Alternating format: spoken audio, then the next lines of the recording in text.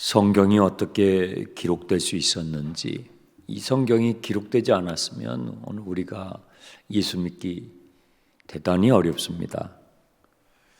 하나님의 나라가 무엇인지, 하나님이 살아계신지, 내 인생이 도대체 왜 존재하게 됐는지, 어떻게 사는 것이 올바른 삶인지, 인간다운 삶인지, 사람이 인생이 끝나면 그걸로 끝인지, 그 다음에 뭐가 있는지 뭐 어떻게 알겠어요? 우리가 그냥 살다가 끝났겠죠. 그런데 이 성경이 이렇게 기록이 돼서 매일 우리가 살아갈 수 있는 희망과 용기를 얻잖아요. 하나님께서 예레미야에게 말씀을 주시면 그 받은 말씀을 예레미야가 마음판에 성령께서 새겨주신 그 말씀을 그대로 이제 이야기를 합니다. 그러면 바룩이라는 서기관이 그걸 한자 한자 받아서 쓰는 거예요. 하루 종일 썼겠죠. 그리고 기록된 그 말씀을 백성들에게 낭독해 주죠. 읽어주면 그 말씀을 받은 사람들의 회개가 나오고 자기의 인생의 악을 돌이켜서 하나님께로 초점을 맞추고, 그런 내용이 36장에서 우리가 보았습니다. 이 하나님의 말씀을 받는 사람들의 이 반응이 각각이에요. 우리가 같이 부흥성회를 참여해도 반응이 각각이에요. 어떤 사람은 이 말씀을 들을 때 막 마음이 찔리고 그렇구나, 이것이 죄구나 하면서 뉘우치고 돌이키는데, 또 어떤 사람은 콧방귀도 안 껴요. 뭐 그런 게 어디 있나. 여전히 그냥 자기의 아집을 가지고. 이에 나와 있는 여호야김 왕이 바로 그 대표적인 사람이죠. 하나님의 말씀을 이 서기관 바룩이 왕 앞에 가가지고 이제 낭독을 합니다. 그걸 듣고 있던 왕이 그걸 하나씩 성경을 찢어요. 그리고 불태워 버리는 거예요. 우리가 어제 보았죠? 23절. 여호디가 서너 쪽을 낭독하면 왕이 면도칼로 그것을 연하여 베어 화롯불에 던져서 두루마리를 모두 태웠더라. 성경을 다 태우는 거예요, 찢어서. 한번 해볼 테면 해봐라. 누가 이기나 보자. 인간의 이 무지막지한 악이죠, 죄악이죠. 감히 하나님의 말씀을 듣고 하나님이 이기나 내가 이기나 보자 하면서 그 성경을 찢어가지고 다 불태워버리는 거예요. 그런 이 여호야김과 같은 악한 사람이 있는가 하면, 오늘 여러분이 한번 주목해 봐야 할 사람이 11절에 사반의 손자여 그마랴의 아들인 미가야가 그 책에 기록된 여호와의 말씀을 다 듣고 왕궁에 내려가서 서기관의 방에 들어가니 모든 고관 곧 서기관 엘리사마와 스마의 아들 들랴야와 악보의 아들 엘라단과 사반의 아들 그마랴와 하나네의 아들 시드기야와 모든 고관이 거기 앉아 있는지라. 미가야가 바룩이 백성의 귀에 책을 낭독할 때 들은 모든 말을 그들에게 전해줬어요. 이 미가야가 누구냐 이 말이죠. 사반의 손자라고 돼 있죠. 아버지는 그마랴예요. 사반, 그마랴, 미가야, 이 한 집안이죠.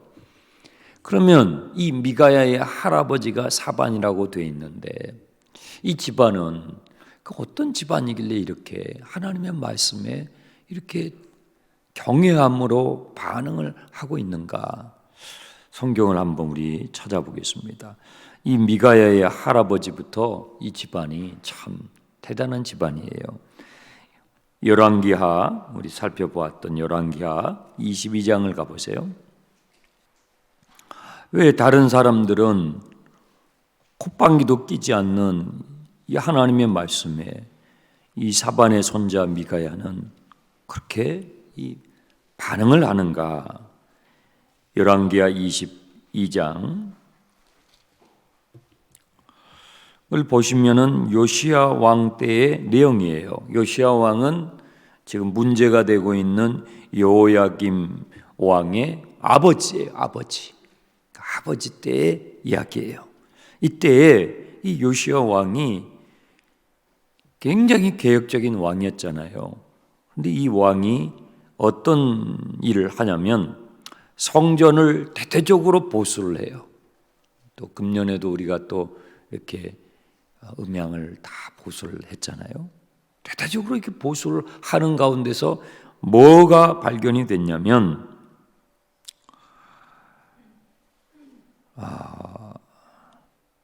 율법책이 발견됐어요. 8절.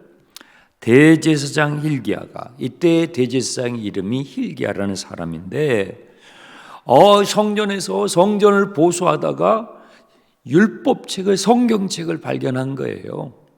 두루마리 성경책을 발견했어요. 그 발견한 그 두루마리 성경책을 누구에게 전언해 주냐면 바로 이 미가야의 할아버지 서기관 사반에게 전해주는 거예요. 이때 할아버지 서기관 사반이 바로 이때 왕이, 이 요시야 왕이 굉장히 신임하는 서기관이었어요. 그 대제사장이 이 성전을 수리하다가 이 책을 발견했습니다. 이 두루마리 책을, 소중한 책을 발견했습니다 하고 전해주니까 이 서기관 사반이 어떻게 하냐면요, 그것을 받아가지고 즉시 그 자리에서 읽어요. 힐기야가 그 책을 사반에게 주니 서기관 사반이 읽으니라. 하나님 말씀을 그 자리에서 그냥 다 읽는 거예요. 읽고 나서 이 서기관 사반이 바로 뭘 하냐면 9절, 서기관 사반이 왕에게, 요시야 왕에게 가서 즉시 보고를 합니다. 그리고 10절, 또 서기관 사반이 왕에게 말해 이르되 대제사장 힐기야가 이 책을 저에게 주더이다 하고, 사반이 왕의 앞에서 뭐예요? 그걸 그대로 읽어주는 거예요. 자신이 먼저 그 말씀을 읽고, 그리고 읽은 말씀에 너무 좋아가지고 왕에게 막 달려가서 그 책을 펴놓고 그대로 읽어주는 거예요. 그랬더니 이 요시야 왕의 반응을 보세요. 11절, 왕이 율법책의 말을 듣자 곧 그의 옷을 찢으니라. 그 하나님의 말씀을 왕이 듣는데요, 너무 그 마음에 그냥 울림이 돼가지고 이것이 하나님 앞에 우리가 잘못한 것이구나. 이래서 우리나라가 지금 이렇게 돼가고 있구나. 막 자기 옷을 찢으면서 회개하면서, 그리고 왕이 어떤 조치를 취하냐면 12절에 왕이 제사장 힐기야와 사반의 아들 아이감과, 이 집안의 자녀들이 쫙 나오잖아요. 사반의 아들 아이감과 미가의 아들 악볼과 또 서기관 사반과 왕의 시종 아사에게 명하여 이르기를 너희는 가서 나와 백성과 온 유다를 위하여 이 발견한 책의 말씀에 대해서 여호와께 물으라. 하나님께 가서 이제 우리가 어떻게 해야 되겠습니까 하고 물으라 하니까 14절, 이에 제사장 힐기야와 또 아이감과 악볼과 사반과 아사야가 누구에게요? 여선지자 훌다에게 가는 거예요. 우리가 성전을 수리하다가 이렇게 성경을 발견을 했는데, 성경의 말씀에 이와 같은 기록이 되어 있는데 왕께서 옷을 찢고 회개하면서 하나님의 뜻을, 지금 우리가 무엇부터 해야 되냐고 하나님의 뜻을 묻습니다 하고 선지자 훌다에게 찾아갈 때 거기에 사반이라는 이 사람, 미가야의 할아버지죠. 이 집안이 보통 집안이 아니에요. 그래서 23장에 요시야 왕의 대대적인 국가 개혁이 시행이 되는 거예요. 그러니까 이 사반의 집안은 요시야 왕이 개혁을 할 때 그 편에 서서 할아버지도 아들도 손자도 그 편에 서서 하나님의 말씀대로 국가를 개혁하는 일에 앞장을 섰던 집안이에요. 저는 여러분의 집안이 이렇게 되길 바랍니다. 그냥 할아버지의 신앙이 아들에게, 아들의 신앙이 손자에게 쫙 흘러가는. 그러니까 그 손자 미가야가 에레미야가 불러준 바룩이 쓴 그 책을 두루마리 성경을 읽을 때에 많은 사람들이 백성들이 성전에서 들었는데 제일 먼저 반응을 보이는 거예요. 그 책 좀 우리 고관들에게 들려줘야 되겠습니다 하고 초청해가지고 고관들에게 들려주니까 그 고관들이 또 말씀에 감동을 받아가지고 이야, 이 말씀은 왕이 들어야 된다. 왕이 다른 사람이 왕이 들어야 된다고 왕 앞에 여호야김 왕 앞에 모셔가는 거예요. 그랬더니 자, 다시 본문으로 돌아와요. 예레미야 36장 23절에 세상의 왕이 그 말씀을 다 찢어가지고 불태워버렸어요. 이 성경을 찢어서 불태운 이 여호야김의 아버지는 요시야였어요. 그 아버지는 하나님의 말씀을 낭독해 들을 때 어떻게 했어요? 자기 옷을 찢었어요. 그런데 그 아들은요, 성경을 찢어버렸어요. 아버지는 자기 옷을 찢고 회개하고 통회하고 그 국가를, 그 시대를 개혁하는 그 강력한 개혁적인 왕이 됐는데 그 아들은 성경을 찢어버려요. 이런 집안이 있는가 하면 이 사반의 집안은 어때요? 이 사반의 집안은 할아버지, 아들, 손자까지 하나님의 말씀에 하나님을 경외하고, 여러분, 하나님의 말씀에 대한 태도가 하나님께 대한 태도예요. 우리의 눈에 하나님은 안 보이잖아요. 우리 눈에 보이는 건 뭐예요? 하나님의 말씀 성경이죠. 이 사반의 집안은 대대로 할아버지부터 대대로 하나님의 말씀을 경외하는, 나라가 망하게 가고 그런데도 그냥 대대로 하나님의 말씀을 경외하는 그런 모습을 우리에게 보여줍니다. 성경을 찢어버리고 불태웠던 이 여호야김의 인생은 어떻게 됩니까? 30절에 이렇게 되어 있죠. 그에게 다윗의 왕에 앉을 자가 없게 될 것이요, 그의 시체는 버림을 당해, 죽어서까지 그의 시체가 버림을 당하는 이런 최후를 맞이하게 됐다는 거죠. 불태워진 성경, 이제 성경이 불태워져 버렸으니 어떻게 해요?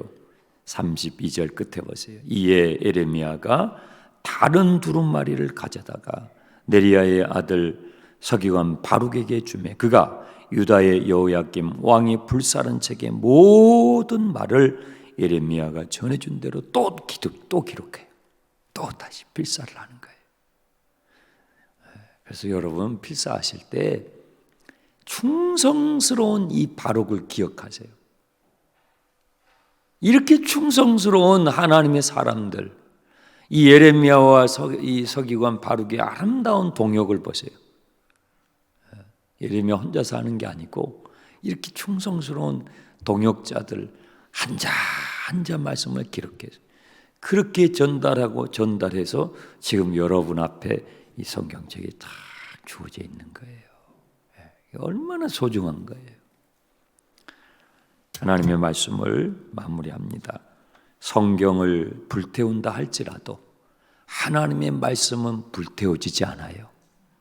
책은 불태울 수 있지만 세상이 변해도 주의 말씀은 1.1핵도 변함이 없고, 나무의 잎사귀는 떨어지고 꽃도 떨어지지만 하나님의 말씀은 영원해서, 악한 인간이 성경을 찢어서 불태울 수는 있지만 그 안에 담겨있는 살아있고 운동력 있는 하나님의 말씀은 세세토록 사라지지 않는 것입니다. 이번에 오신 강사 목사님이, 그분이 서울대학에서 공부할 분이에요. 그렇게 안 보이잖아요. 그냥 어린아이 같잖아요. 하나님의 말씀을 경외하고 그 말씀을 깊이 묵상하고, 그 하나님의 말씀이 이것이 실제야. 이것은 실제야. 우리의 눈에 보이는 이것은 잠깐이요. 여러분, 이 세상은 잠깐이요. 진짜 실제는 영원하신 하나님의 말씀인 거예요. 네. 하나님의 말씀을 자신의 것으로 삼기 위해서 그렇게 기도하면서, 그냥 작은 교회에서 그렇게 주님의 말씀에 기도하면서 회개하고, 기도하면서 회개하면서 변화돼 가는 거죠. 네. 오늘 부흥집회 하루 남았습니다.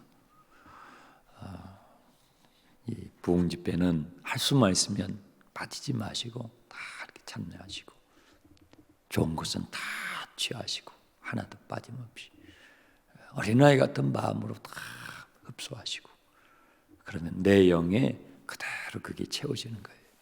하루 남은 귀한 시간 놓치지 마시고, 또 혼자 오지 마시고 목원들도 챙기고, 태신자들에게도 한 번 더 연락해서, 야, 마지막 날인데 한 번이라도 와봐라 이렇게 권해서 은혜의 시간 함께 하시기를 바랍니다. 기도 가득 꺼내십시오.